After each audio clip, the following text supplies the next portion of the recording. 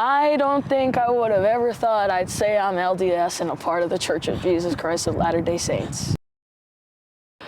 I'm originally from Oahu, Hawaii. My family, we grew up, moving a lot of places, living with other families. I wouldn't say it was a really easy childhood to adapt to. Started sports really early when we were younger. Me and my brothers are 1 and then 2 years apart, and we always played sports together, and my dad never stopped sports for us. It was always, all right, you're done with baseball, now let's go play football. I played flag football with boys. At what point did you start to get competitive with softball specifically? I told my dad, I'm like, all right, I'm gonna just stick with baseball. I'm gonna just do that, and I'm gonna keep going until it's time to transition over. So when that transitioning time came for me, it was in 7th grade, and I was at a new school, a private school. At private schools in Hawaii, the sports are super competitive. I'm not gonna say it was an easy shift, but I had some struggles, still throwing the ball or seeing the ball come out from a different angle instead of coming from the top like a baseball. My first season actually playing softball, it was really humbling because I was able to see like where I stood. My dad, every time we came home, it was, all right, are you ready to go hit outside? All right, are you ready to work out? Let's do some footwork, ladders, glove work, anything. So I think it's that drive and that work ethic that my dad instilled into my heart and my brain to make me feel like I need to do these things to succeed at the level that I want to. Getting recruited to go to Ole Miss and then deciding to come to BYU, what was that main decision factor, and what was that like for you? Yeah, I started my collegiate career at Ole Miss. I wouldn't take anything away from it, wouldn't regret anything. I met amazing families, amazing teammates. My transition over to BYU, I went into the portal 2 days before the portal closed, so my time was really short. I didn't really know if I was going to get an offer or even get attention. Making my decision to come to BYU, it's really significant because Coach Eakin was actually the first person that called me. He's the first person that called me from the portal, and he's like, you know what, you have what we need, and we need a player like you. Coming to BYU initially, you were not a member of the Church of Jesus Christ of Latter-day Saints. What did you know about the church, or what was your image or your idea of it? Kind of, what were your thoughts coming into it, being like, oh wow, this is a religious school, one that I'm not a member of? Yeah. So what was that like?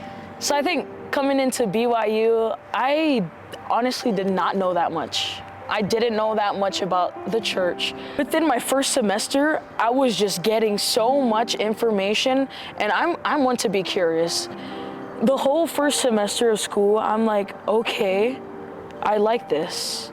I love the way we run things here. I love the way that everything is Christ-centered. I love that everything is family-oriented. And I just love the values that BYU holds. So that was my mindset coming to BYU, is like, I'm gonna take this as a blessing. God blessed me with an offer to come to a D1 school this late in the transfer portal game. And I'm gonna take the offer, and I'm gonna see where God leads me. One of my classmates, her name is Brittany Haymuli.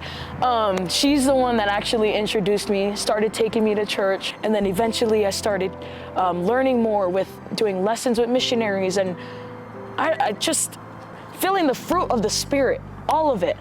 And that eventually led me to getting baptized, and truthfully, I never thought I'd ever say that one day. And thankfully, God led me here, and He gave me what I needed. He took away what I didn't and gave me exactly what I needed to go straight forward on the right path. What was the moment where you decided, yes, this is the road I want to take, this is the religion and faith that I want to join? I think I've been influenced by a lot of my elders.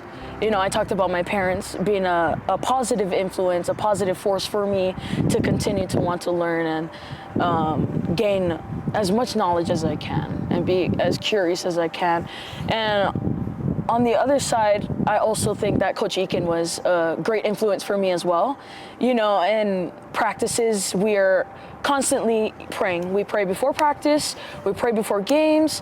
I think that spiritual drive is influenced by our program. I think that really helped me, you know, see better in what could be. For me, after I talked to Coach Eakin, I'm like, hey, Coach Eakin, like, I've been going to lessons with missionaries and it's been really good, and I've been very active in, you know, the ward that I am now in, but, you know, he was very proud of me. He told me that, you know what, everyone needs Christ. No matter where you are, everyone needs a little bit of Christ. He actually said something today, and he said, you know, there's always room. There's always room for Christ. There's always room for anybody, and it's mainly up to you if you want to make room for more people. And I felt like they were making room for me to learn. Overall, I'm so thankful for Coach Eakin that he was able to baptize me and be there in that moment. So thankful for my teammates, my family for flying out, you know. And it just speaks volumes when there's more people there to support you than you ever thought.